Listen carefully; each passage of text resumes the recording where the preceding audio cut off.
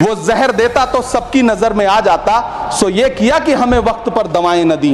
वो अब तिजारती पहलू निकाल लेता है, मैं कुछ कहूं तो तराजू निकाल लेता है। मैं इसलिए भी तेरे फन की कद्र करता हूं तो झूठ बोल के आंसू निकाल लेता है। सभापति महोदय, मैं आपके सामने खड़ा होकर के एक बहुत छोटी सी कहानी सुनाना चाहता हूं कि महान बादशाह सिकंदर ने जब यूनान फतेह किया तो जीत का जश्न मनाने के लिए शहर की सड़कों पर निकला।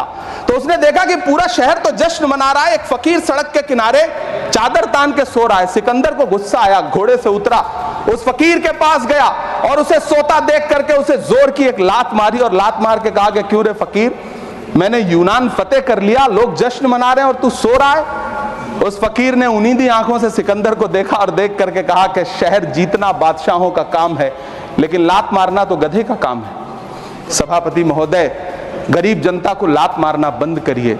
ये अमीरों के लिए बनाया गया बजट है, ये निराशाजनक बजट है। हम अमृतकाल सुनते आ रहे थे, ये अमृतकाल इतनी जल्दी समाप्त हो गया कि अब अमृतकाल का कोई नाम तक नहीं लेना चाहता है। जिस बजट में मनरेगा के लिए 1 रुपए की बढ़ोतरी ना हो, वही पुराना 86,000 करोड़, जबकि पहले ही 9,754 करोड़ का घाटा हो।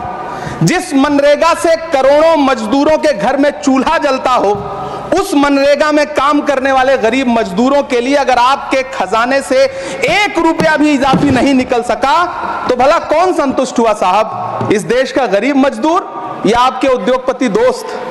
वो जो महाराष्ट्र में लोकसभा और विधानसभा के बीच में 40 लाख मतदाता बढ़ाए गए थे, अरे उन्हीं के लिए मनरेगा का थोड़ा सा बजट बढ़ा देते।